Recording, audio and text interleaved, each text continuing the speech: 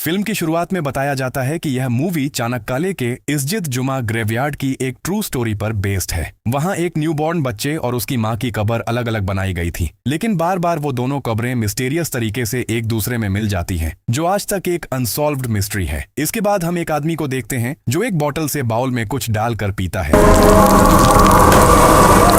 पीते ही उसके मुंह से खून निकलने लगता है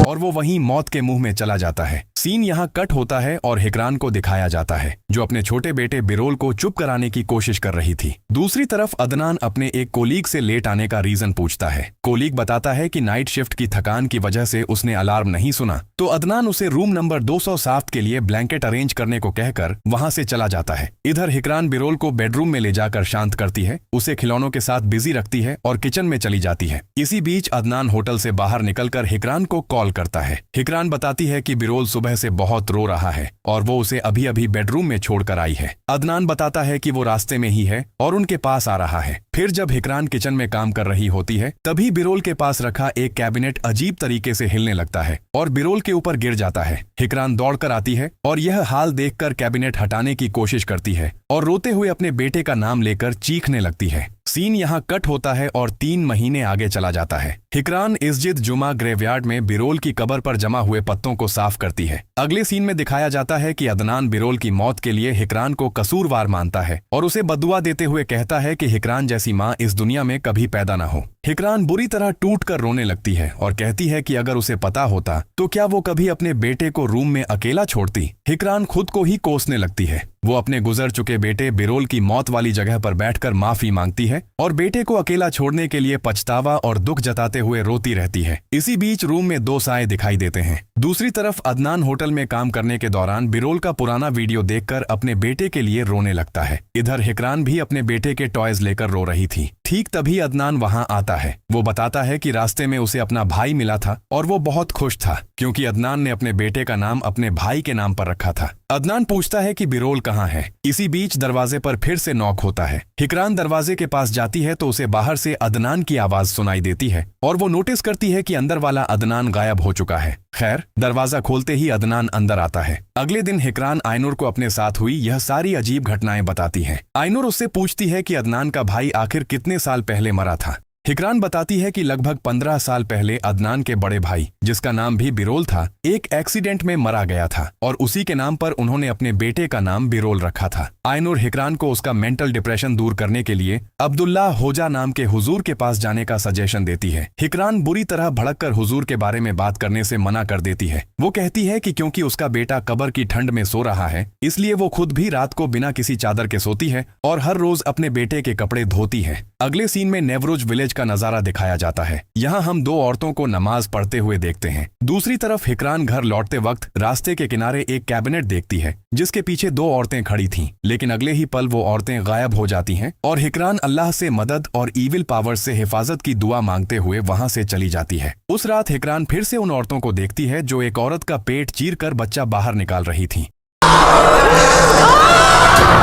ठीक तभी अदनान वहां आ जाता है और सब कुछ नॉर्मल हो जाता है। सीन फिर से नेवरुज विलेज में वापस आता है। बहू अपनी सास से कंप्लेन करते हुए कहती है कि भले ही वो 35 साल से इस घर की बहू है, पर सास ने कभी उसके लिए ऐसा काम नहीं किया। लेकिन हिकरान के मामले में सब कुछ अलग है। इधर हिकरान बिरोल के कपड़े धोकर सूखने के लिए डाल देती है। इसके बाद वो अदनान से अपने साथ बात करने की मिन्नत करती है, लेकिन अदनान कोई जवाब नहीं देता। फिर हिकरान बेटे की कब्र पर जाकर उससे सर्दी की ठंड के बारे में बात करती है, माफी मांगती है और रोते हुए उसे वापस अपने पास लौट आने की फरियाद करती है। इसी बीच वो फिर से उन 2 औरतों को देखती है और डर के मारे वहां से चली जाती है। रात में हिकरान घर लौटकर देखती है कि बिरोल के सूखने के लिए डाले गए कपड़े वहां नहीं हैं। फिर वो ऊपर आकर देखती है कि बिरोल के खिलौने भी नहीं हैं। अचानक बच्चे जैसी कोई चीज फ्लोट करती हुई दिखाई देती है। हिकरान डर के मारे बाहर आ जाती है और इस बार उसे बिरोल के कपड़े रस्सी पर टंगे हुए मिल जाते हैं। अगले दिन हिकरान आइनुर के साथ अब्दुल्ला होजा के घर आती है। होजा हिकरान को अंदर बुलाते हैं और आइनुर को बाहर वेट करने को कहते हैं। होजा हिकरान को एक पेपर पर 3 बार अपना नाम लिखने को कहते हैं।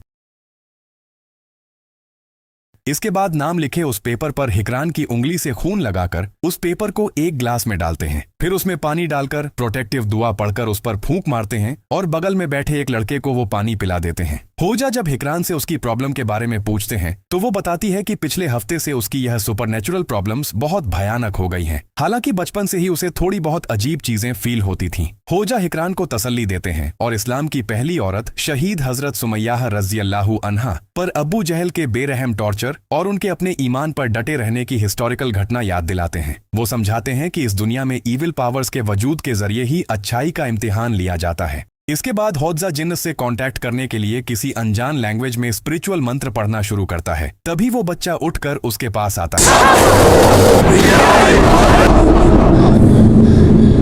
स्पिरिचुअल साधना खत्म होने के बाद होजा उस बच्चे को वहां से भेज देता है और हिकरान के मरे हुए बेटे के लिए अफसोस जताते हुए कहता है कि उस मासूम बच्चे को अल्लाह जरूर जन्नत नसीब करेगा। इसके बाद वो हिकरान से उसकी आंटी के साथ उसके रिलेशन के बारे में पूछता है। हिकरान अपनी फैमिली हिस्ट्री बताती है कि उसके पापा की मौत के बाद जमीन के झगड़े की वजह से उसकी माँ और बुआ के बीच लंबे वक्त से कोई कॉन्टैक्ट नहीं है। हिकरान होजा को बताती है कि उसने अपने पापा को कभी नहीं देखा क्योंकि जब वो छोटी थी तभी उसके पापा ने सुसाइड कर लिया था। होजा उसे तसल्ली देते हुए असली सच बताता है कि हिकरान असल में 41 गांठों के जादू नाम के एक बेहद पावरफुल और घटिया कुफरी कलाम का शिकार हुई है। यह जादू किसी बहुत ही एक्सपर्ट और बेरहम दिल वाले जादूगर के बिना करना नामुमकिन है, जिसे पूरा करने के लिए नरक की गहराइयों से ईविल जिन्स की मदद ली जाती है। हिकरान जानना चाहती है कि आखिर कौन और क्यों उसके ऊपर ऐसा जादू करेगा। होजा बताता है कि उसकी अपनी ही किसी जलनखोर आंटी ने यह काम किया है। वो मदद करने का वादा करते हुए कहते हैं कि जब तक यह पता न चले कि यह जादू किस मकसद से किया गया है तब तक इस जानलेवा जाल को तोड़ना नामुमकिन है। वो ऊपर वाले पर भरोसा रखकर इस ईविल पावर का सामना करने की हिम्मत देते हैं। सबसे आखिर में अब्दुल्लाह होजा हिकरान को अपने घर में उतारी हुई आयतुल कुर्सी दोबारा दीवार पर लगा देने को कहते हैं। इसके बाद घर लौटकर जब हिकरान सिलाई का काम कर रही थी तब वो एक औरत को दूसरी औरत की जीभ काटते हुए देखती है। उसी रात हिकरान अपनी माँ के घर आती है। माँ उसे इतनी रात को देखकर चौंक जाती है। हिकरान अपनी दादी को गले लगाकर बहुत प्यार करती है और उनकी नमाज कबूल होने की दुआ करती है। हिकरान बताती है कि उसने सपने में उन दोनों को किसी मुसीबत या बीमारी की हालत में देखा था, इसलिए उसका दिल घबरा गया और वो इतनी रात को उन्हें देखने चली आई। वो बताते हैं कि वो बिल्कुल ठीक हैं। बाद में हिकरान अपनी माँ से अपनी आंटी के बारे में पूछती है। माँ बताती हैं कि उनका अब ज्यादा कांटेक्ट नहीं है और उसकी आंटी को ब्रेस्ट कैंसर हुआ है। हिकरान जब जहरा आंटी के बारे में और उनके पति के सुसाइड करने का रीजन पूछती है तब माँ बहुत दुखी होकर बताती हैं कि जहरा का पति जुआ खेलकर सारी प्रॉपर्टी हार गया था और शराबी बन गया था। एक रात उसने जहरा और उनके दोनों बच्चों को मार डाला और फिर खुद सुसाइड कर लिया। माँ बताती हैं कि वो पिछले 25 साल से इस गहरे दुख का बोझ उठाकर चल रही हैं। हिकरान को पता चलता है कि मारे गए दोनों मासूम बच्चों गुलबहार और गुलिजार की उम्र सिर्फ 9 और 4 साल थी। वो माँ का दिल दुखाने के लिए माफी मांगती है और अदनान को अपने आने की खबर देने के लिए फोन करने की बात कहती है। हिकरान अदनान को कॉल करती है लेकिन अदनान हिकरान का कॉल देखकर रिसीव नहीं करता।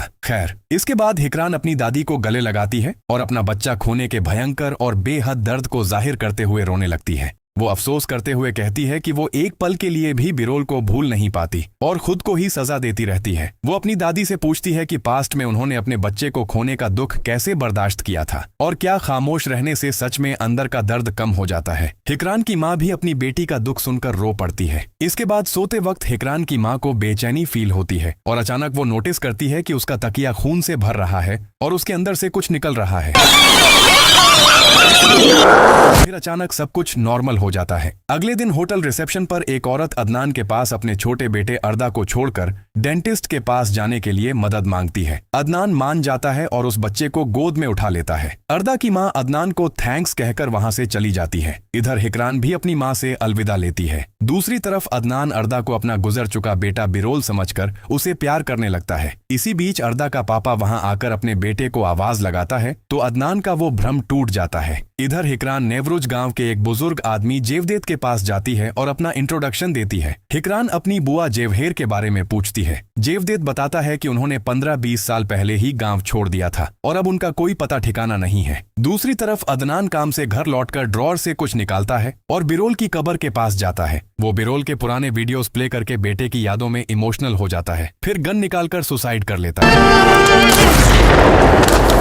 कुछ देर बाद हिकरान अदनान को कॉल करती है, लेकिन अदनान तब तक मौत की नींद सो चुका था। खैर, हिकरान एक लड़की से अपनी जहरा खाला के बारे में पूछती है। लड़की हिकरान की खाला के घर को जिन्स का घर बताती है और उसे वहां जाने से मना करती है। वो बताती है कि उस घर के जिन्स के असर की वजह से ही जहरा खाला का पति पागल हो गया था और उसने अपनी बीवी और दोनों बच्चों को मार डाला था और आज तक कोई भी शमन उस घर में घुस नहीं पाया है। लेकिन हिकरान जब उस घर का एड्रेस पूछती है तो वो लड़की रास्ता दिखा देती है। इसके बाद लड़की के जाते वक्त हिकरान उसके ठीक पीछे उन्हीं दो अजीब औरतों को देखती है। खैर, हिकरान अपनी जहरा खाला के घर पहुंचती है। घर बाहर से ही काफी हॉन्टेड लग रहा था और हिकरान के अंदर घुसते ही दरवाजा जोर से बंद हो जाता है। हिकरान इससे डर तो जाती है पर खुद को संभाल लेती है। हिकरान जैसे ही बेडरूम में जाती है, उसके पीछे उसकी खाला की दोनों बेटियां दिखाई देती हैं। अचानक बेड का ब्लैंकेट हिलने लगता है। हिकरान ब्लैंकेट हटाती है तो उसे वहां एक डॉल दिखाई देती है। ठीक तभी हिकरान का अंकल उसकी तरफ आगे बढ़ता है। हिकरान वो डॉल लेकर जल्दी से बाहर निकल आती है। हिकरान रात को घर लौटती है तो उसकी माँ उसे फोन पर न पाकर टेंशन में होने की बात कहती है और हिकरान बात घुमाकर टाल देती है। हिकरान सर दर्द का बहाना बनाकर बेडरूम में जाकर लेटना चाहती है। हिकरान बेडरूम में जाकर उस डॉल को ठीक से चेक करती है। इसी बीच माँ हिकरान के लिए एक नया तकिया लेकर आती है। तब हिकरान उनसे पूछती है कि क्या उनके पास उसकी जहरा खाला की कोई फोटो है। माँ उसे पुरानी फोटोज की अलमारी छानने को कहती हैं। हिकरान फोटोज चेक करते करते सो जाती है। हिकरान अब तक अपने साथ हुई सारी घटनाएं सपने में देखकर अचानक डर से चीख पड़ती है। तब माँ उसे तसल्ली देकर वापस सोने को कहती हैं और खुद नमाज के लिए उठ जाती हैं। हिकरान की माँ अपनी सास के रूम में जाकर नमाज के कपड़े लेती हैं और सास को आवाज देती हैं। तब अलमारी के अंदर से एक औरत की आवाज रोते हुए अपना बेटा वापस मांगने लगती है। हिकरान की माँ डरते डरते अलमारी खोलती है पर अंदर कोई दिखाई नहीं देता। वो जैसे ही अलमारी बंद करके पलटती है, वही औरत की आवाज फिर से बोल उठती है, तुमने मेरा बच्चा चुरा कर छुपा रखा है। हिकरान की माँ इस बार जैसे ही अलमारी खोलती है, उन्हें अंदर जहरा और उसकी दोनों बेटियां दिखाई देती हैं। ठीक तभी हिकरान वहां आ जाती है। हिकरान के पूछने पर माँ कहती हैं कि सब ठीक है। अगले दिन हिकरान अपनी दादी से अलविदा लेकर घर वापस लौटने की तैयारी करती है। वो बताती है कि वो अदनान से फोन पर कांटेक्ट नहीं कर पा रही है और उसे लेकर बहुत टेंशन में है। माँ उसे रुकने की रिक्वेस्ट करती है, लेकिन वो जल्दी वापस आने का प्रॉमिस करती है। इसके बाद हिकरान सीधा होटल जाकर अदनान के कलीग सेमाल से कहती है कि अदनान फोन नहीं उठा रहा है और उसका फोन स्विच ऑफ बता रहा है। सेमाल उसे अदनान के बारे में कुछ नहीं बता पाता। इसके बाद हिकरान जैसे ही घर लौटती है, उसे बिरोल के रोने की आवाज सुनाई देती है। हिकरान बेडरूम में जाकर देखती है कि बिरोल की कब्र पर उसकी खाला बैठी हुई है। खाला उससे कहती है कि उसका भी एक बेटा होने वाला था। हिकरान डर के मारे तुरंत वहां से निकलकर अब्दुल्ला होजा के पास जाती है। होजा हिकरान की लाई हुई उस डॉल के पेट से एक कपड़ा बाहर निकालते हैं। अब्दुल्ला होजा हिकरान को बताते हैं कि यही वो 41 सिलाई वाली डॉल है।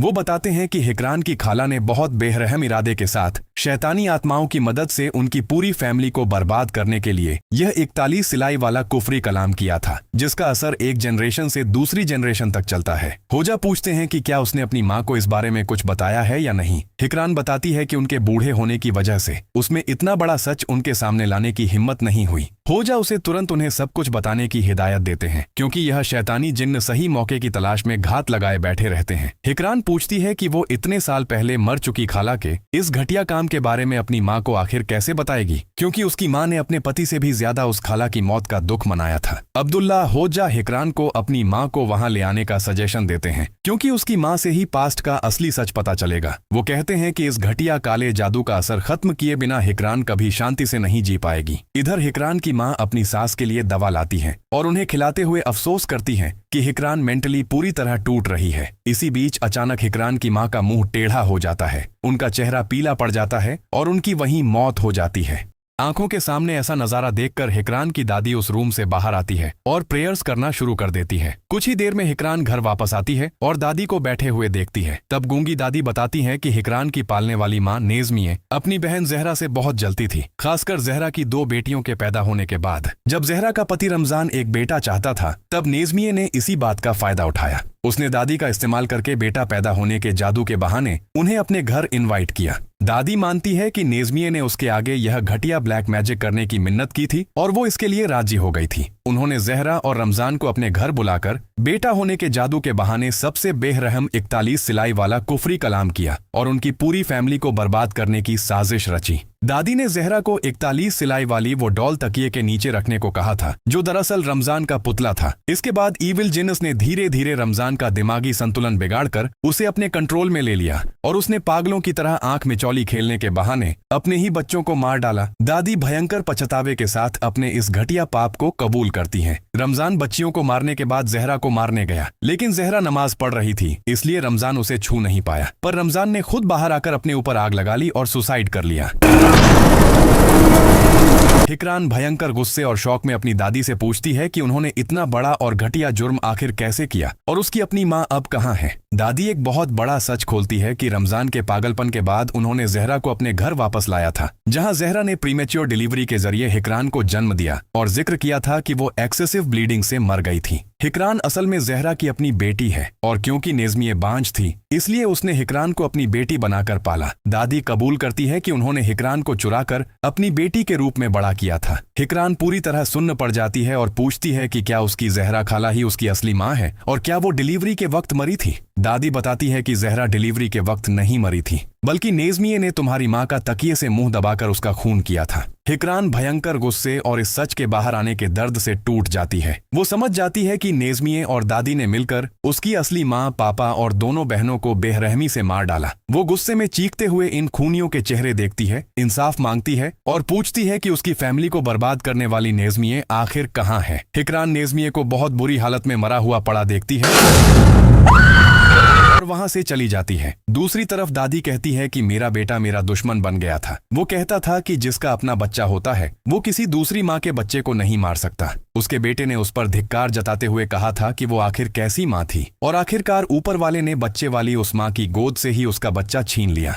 माँ अपनी गलती समझकर तौबा करती है और अपने बच्चे से माफी मांगती है। दूसरी तरफ हिकरान घर लौटकर उस घर में अदनान को देखती है और उससे भी माफी मांगती है। मूवी के आखिरी नोट में इस घटना के बाद का अंजाम बताया जाता है। हिकरान ने अब्दुल्ला हौजा के सामने कबूल किया था कि वो अपने मरे हुए पति अदनान और बेटे बिरोल के साथ लगभग 2 महीने तक एक ही छत के नीचे रही थी। अब्दुल्ला हौजा के उस कुफरी जादू को तोड़ने के 15 महीने बाद हिकरान ने दोबारा शादी कर ली और आजकल वो चाणक्य के बिगा नाम की जगह पर रह रही है। आखिर में बताया गया है कि तुर्की में हर रोज हजारों लोग किसी न किसी पर ब्लैक मैजिक करते हैं या फिर खुद उस जादू का शिकार बन जाते हैं। इस्लाम धर्म में जादू टोना करना न सिर्फ पूरी तरह हराम है, बल्कि इसे सबसे बड़े पापों यानी गुनाह ए कबीरा में से एक माना जाता है।